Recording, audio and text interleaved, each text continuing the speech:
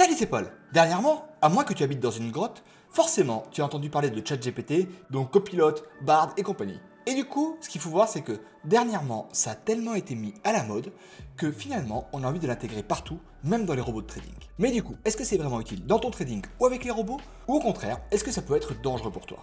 On va regarder ça.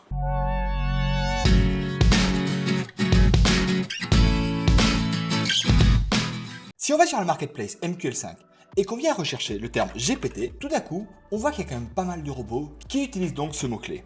On va voir des robots qui vont présenter des cerveaux pour nous faire penser à l'intelligence artificielle. On va voir des robots qui vont clairement nous dire qu'ils utilisent GPT-4 et des choses comme ça. Et du coup, concrètement, quand on a soi-même testé ce genre d'outils, on peut effectivement penser que l'avenir sera forcément là-dessus. Mais qu'en est-il réellement?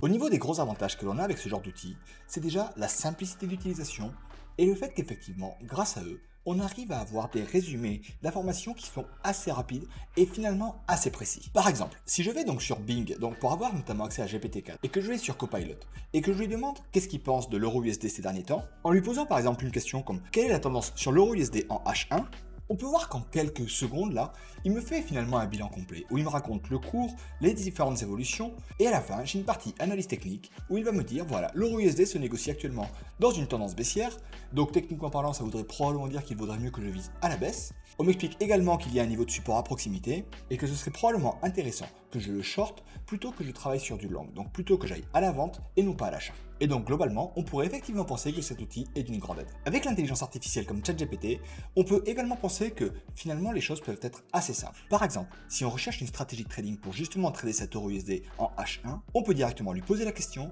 et il pourra probablement nous proposer quelque chose. Typiquement, si on lui demande propose-moi une stratégie de trading pour trader l'euro USD en H1, il va effectivement nous proposer un certain nombre de choses, comme par exemple une stratégie apparemment high noon, ou alors, tout simplement, il va même nous proposer de travailler avec des expert advisors, donc les robots, et en nous expliquant où on peut trouver des robots de ce type-là.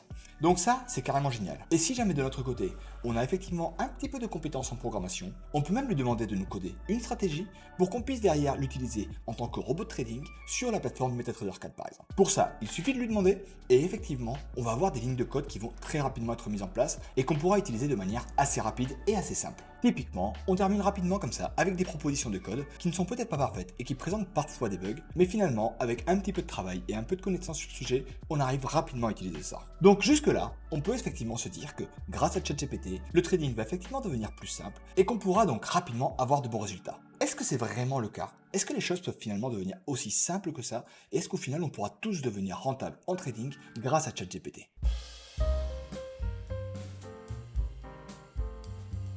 En fait, ce qu'il faut comprendre avec les outils d'intelligence artificielle, et notamment tout ce qui est LLM, c'est que dans leur construction, ils sont faits pour donner le sentiment qu'ils sont effectivement compétents. Et du coup, pour acquérir ce sentiment de compétence, ce qu'ils font, c'est qu'ils vont utiliser donc des bibliothèques où ils vont s'appuyer pour rechercher les informations. Ça pourrait être soit sur des sites de news, ça pourrait être sur des forums, ça pourrait être sur plusieurs sources, et on n'a pas forcément les informations sur ce qui ont permis de créer ces intelligences artificielles et sur ce qu'ils ont considéré comme fiable ou pas fiable. Mais donc, la grosse difficulté que l'on va avoir ici, c'est de savoir déjà si les choses sont fiables ou pas. Je vais te donner un exemple. Ici, il m'explique qu'une stratégie qui pourrait fonctionner est tout simplement celle où on va utiliser donc des moyennes mobiles. Et effectivement, dans la plupart des sites, dès que l'on commence à se poser la question de comment faire un suivi de tendance, la première information qui apparaît est celle où on va nous expliquer que on va prendre deux moyennes mobiles, très souvent une 200 et une 100 ou une 50 probablement. Et à ce moment-là, grâce à ça, on pourra donc définir dans quel sens va la tendance et donc on mettra forcément de bonnes chances de notre côté de réussite. De mon côté, j'ai un petit robot qui me permet de créer des stratégies assez personnalisées. Et si tout simplement, je viens lui demander ici d'ouvrir des trades dès qu'on est dans le sens de la tendance justement avec des moyennes mobiles. Donc dès qu'on se retrouve ici avec une tendance qui apparemment est en théorie confirmée grâce à une moyenne mobile 100 au-dessus d'une moyenne mobile 200, à ce moment-là, je suis donc supposé être dans le sens de la tendance et avoir des trades qui normalement doivent avoir plus de chances de finir positifs que négatifs. Mais si je regarde ça sur l'euro USD, donc en H1, pendant une période de 3 ans comme ici, et que dans les paramètres, je dis que voilà, je mets un TP à une distance qui sera, on va dire, raisonnable par rapport au marché, avec un stop loss qui sera placé à la même distance que le TP, en théorie donc, en ouvrant comme ça un grand nombre d'ordres, même si je sais que ce ne sera pas parfait, je suis supposé avoir plus de trades gagnants que de trades perdants. Et pourtant, si je regarde au niveau du graphique, voilà à quoi ça ressemble. Comme tu peux voir, je ne suis pas du tout sur une courbe croissante. Et au niveau du rapport, on se rend compte qu'au final, on est effectivement ici avec un ratio environ 47% de positions gagnantes en short et environ 45% de positions gagnantes en long. Donc ici, on se rend compte que finalement, on est même légèrement en dessous de si on avait fait juste du pile ou face. Donc ça veut dire qu'on n'est même pas sur quelque chose d'extrêmement rentable. Donc ça provient probablement du spread. Mais ce que ça veut dire, c'est que la simple utilisation comme ça de moyenne mobile sera très probablement insuffisante pour réellement pouvoir définir une tendance sur le marché. Et en fait, ce qui se passe au niveau de ChatGPT typiquement, c'est que lui, comme il s'est basé sur des informations que l'on peut trouver un peu partout, il considère cette information comme forcément vraie. Et du coup, il va te la présenter comme quelque chose qui est forcément constant et réel.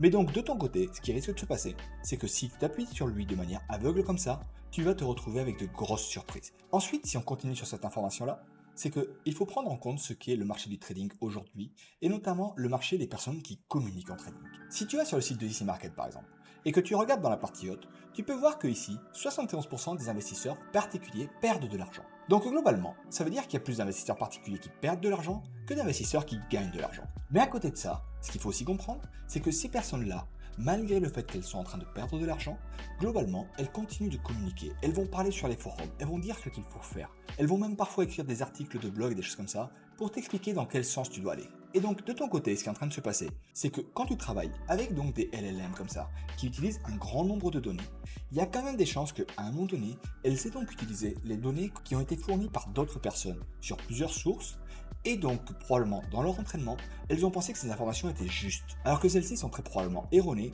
ou juste dépassées. Et ensuite, l'autre élément qu'il faut bien prendre en compte avec ce genre d'intelligence artificielle, c'est que parfois, elle déraille complètement. En effet, il suffit de regarder sur internet pour voir à quel point on peut avoir des dérives. Jusqu'à il n'y a pas longtemps, on pouvait lui demander quelles étaient les présidentes femmes qu'il y a eu sur la France, et il était capable de nous citer ça sans aucun souci, alors qu'en réalité ce n'était pas du tout le cas. Et donc là, l'élément à comprendre en plus de ça, c'est que petit à petit, ce genre de dérives sont effectivement en train de se corriger. Mais en fait, il y en a toujours. Et du coup, plus on va dans des sujets techniques, et plus on peut lui faire dire vraiment n'importe quoi. Et la difficulté qu'il va y avoir, c'est que de son côté, quand il est en train de déraper, ça peut être très compliqué pour lui de s'en rendre compte. Mais il va rester convaincant. Du coup, quand il te propose une stratégie, ou qu'il te propose une tendance, il est peut-être en train de se tromper largement. Par exemple, tout à l'heure je t'ai montré que pour lui, l'euro USD était plutôt sur une tendance baissière, mais il suffit que j'aille sur un autre site comme par exemple investing.com, qui est quand même une référence dans le domaine. Si je vais sur l'euro USD et que je regarde ici au niveau technique qu'est-ce qu'il en pense, il dit que pour lui c'est plutôt des achats forts. Et si je regarde donc effectivement en une heure, pour lui, il semble me dire que je ferais plutôt donc mieux de faire des achats. Donc oui, ChatGPT peut être intéressant pour nous résumer des choses, mais par contre, il faut faire très attention avec la manière dont c'est fait, parce qu'il est toujours convaincant, mais parfois, ça peut être vraiment n'importe quoi. L'intelligence artificielle, ce n'est finalement qu'un algorithme qui évolue grâce aux nouvelles données qu'il a. ChatGPT a permis effectivement de mettre en lumière l'intelligence artificielle auprès du grand public. C'est génial, c'est finalement comme si on avait une personne qui connaissait beaucoup de choses et avec qui on pouvait discuter de manière assez libre. Mais il faut bien comprendre que cet outil-là n'est pas destiné au trading. En fait, sur ce sujet-là, il y a déjà des intelligences artificielles qui existent depuis un certain temps. Par exemple, chez BlackRock, il y a le fameux Aladdin qui est justement supposé faire ce travail-là. Après, ce qui est vrai, c'est que les outils d'intelligence artificielle, comme ils sont construits aujourd'hui, ont l'avantage finalement d'avoir popularisé ça et vont forcément mettre un coup de boost auprès des robots pour faire qu'ils intègrent mieux ces possibilités-là. Donc, quoi qu'il en soit, à l'avenir, je pense qu'effectivement, les intelligences artificielles vont pas mal nous aider pour nous simplifier un certain nombre de choses. Que ce soit sur l'optimisation, que ce soit sur la recherche de paramètres qui peuvent être intéressants, que ce soit sur la manière dont on pourra avoir pour gérer nos fonds. Mais il ne faut pas penser que si demain les intelligences artificielles venaient à complètement intégrer notre trading, on serait uniquement gagnant. N'oublie pas que le trading, ce n'est finalement qu'un transfert de fonds d'une personne A à une personne B, et il n'est pas possible mathématiquement parlant que tout le monde gagne en même temps. Voilà, j'espère que tu comprendras aujourd'hui que ce n'est pas parce qu'un robot utilise aujourd'hui les dernières technologies d'intelligence artificielle que forcément ce sera le robot que tu dois prendre.